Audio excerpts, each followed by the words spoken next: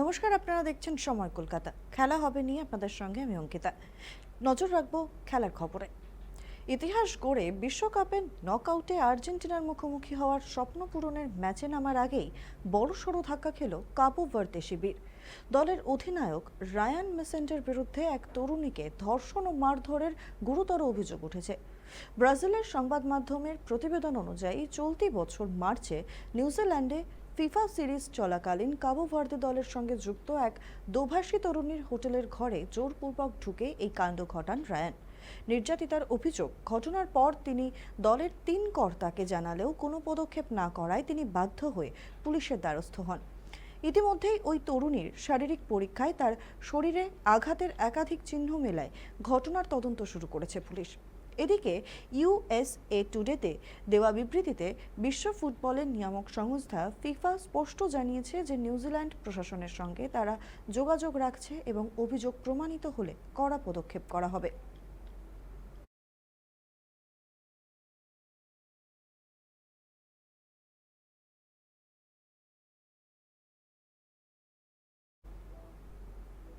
পশ্চিমবঙ্গের ক্রিকেট নিয়ামক সংস্থা সিএবির বিরুদ্ধে এবার সরাসরি রাজ্যের ক্রীড়ামন্ত্রী ইন্দ্রনীল খাঁর কাছে লিখিত অভিযোগ জমা পড়ল। সিএবির সদস্য অম্বরীশ মিত্রের বিরুদ্ধে ওঠা আর্থিক দুর্নীতির অভিযোগে সংস্থা কোনো ব্যবস্থা নেয়নি, এই দাবি তুলে রবিবার ইমেলে নালিশ জানিয়েছেন হাইকোর্টের আইনজীবী সায়ন্তন সিংহ। তবে এই অভিযোগকে সম্পূর্ণ ভুয়ো এবং আসন্ন এসজিএম এর আগে পরিকল্পিত চক্রান্ত বলে উড়িয়ে দিয়েছেন সিএবির সভাপতি সৌরভ গঙ্গোপাধ্যায়। তার দাবি, যিনি অভিযোগ করেছিলেন তিনি গত বছরের আগস্টেই তা প্রত্যাহার করে নিয়েছেন। যদিও নথি অনুযায়ী গত বছর জুলাইয়ে সুমন কীর্তনিয়া নামের এক আইনজীবী অভিযোগ তুলে নিলেও ঠিক 10 দিন পর 14ই আগস্ট তৎকালীন সিএবি সভাপতি স্নেহাশিস গঙ্গোপাধ্যায় সহ অ্যাপেক্স কাউন্সিলকে ইমেল পাঠিয়ে অম্বরীশের বিরুদ্ধে নতুন করে বিশদ অভিযোগ জানান সায়ন্তন।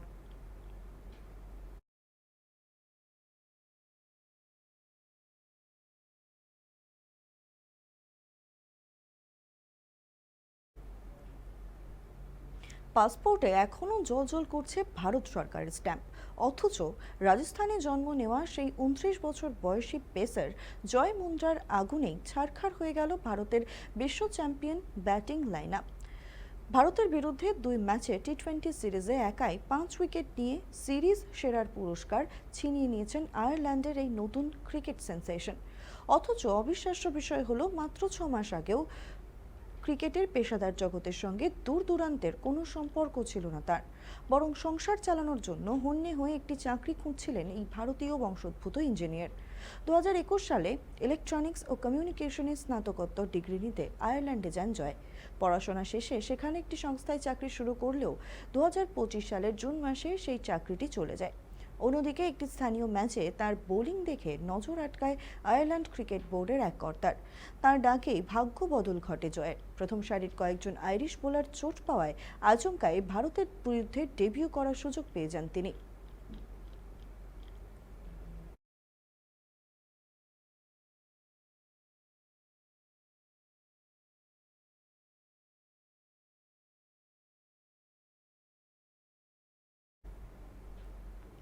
3 ম্যাচের মধ্যে মাত্র একটিতে ক্রিস্টিয়ানো রোনাল্ডোর জোড়া গোলে দাপুটে জয়, আর বাকি দুটিতে ছন্দহীন ফুটবল। বিশ্বকাপের গ্রুপ পর্বে পর্তুগালের এমন পারফরম্যান্সের পর দলের ভেতরের আসল সমস্যাটি প্রকাশ্যে আনলেন রোনাল্ডোর প্রাক্তন সতীর্থ রিকার্ডো কারেজমা। সংবাদ সংস্থাকে দেওয়া এক সাক্ষাৎকারে কারেজমা স্পষ্ট জানিয়েছেন যে বর্তমান পর্তুগাল দলটির মধ্যে খেলার কোনো আনন্দ বা উপভোগ করার মানসিকতা নেই, যার ফলে মাঠে তাদের ভীষণ ক্লান্ত এবং জেতার তাড়নাহীন দেখাচ্ছে। আগের রোনাল্ডোকে এখন আর পাওয়া সম্ভব নয়, তাই বাকি ফুটবলারদের এবার দায়িত্ব নিতে হবে। এখনও যদি দল শুধু রোনাল্ডোর উপরই নির্ভরশীল থাকে তবে সাফল্য পাওয়া মুশকিল।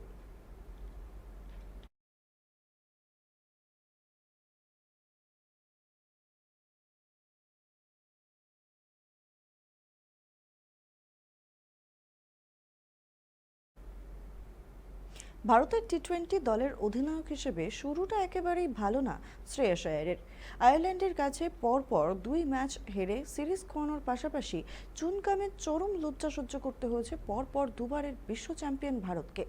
রবিবার দ্বিতীয় ম্যাচে মাত্র 1 রানে হারের পর হারের দায় পিচের ওপর চাপিয়ে শ্রেয়াস জানান, আয়ারল্যান্ড কন্ডিশন ভালো বুঝলেও ভারতীয় দল পিচের আচরণ বুঝতে ব্যর্থ হয়েছে এবং বোলাররা চেষ্টা করলেও এই ব্যাটারদের ব্যর্থতাতেই এই হার। তবে আইপিএল জয়ী ও ঘরোয়া ক্রিকেটে সফল অধিনায়ক শ্রেয়াসের মুখে এমন অজুহাত মেনে নিতে পারছেন না ক্রিকেট বিশেষজ্ঞরা। অধিনায়কত্বের পাশাপাশি ব্যাট হাতেও ব্যর্থ শ্রেয়াস 2টি ম্যাচেই রান পাননি। এই হারের ফলে ঋষভ পান্থের পর দ্বিতীয় ভারতীয় অধিনায়ক হিসেবে নিজের প্রথম 2টি টি-20 ম্যাচেই হারের এক লজ্জার রেকর্ড ছুঁয়ে ফেললেন শ্রেয়াস।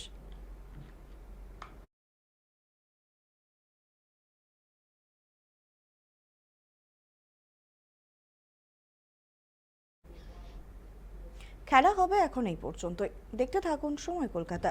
সময় বলবে সময়ের কথা।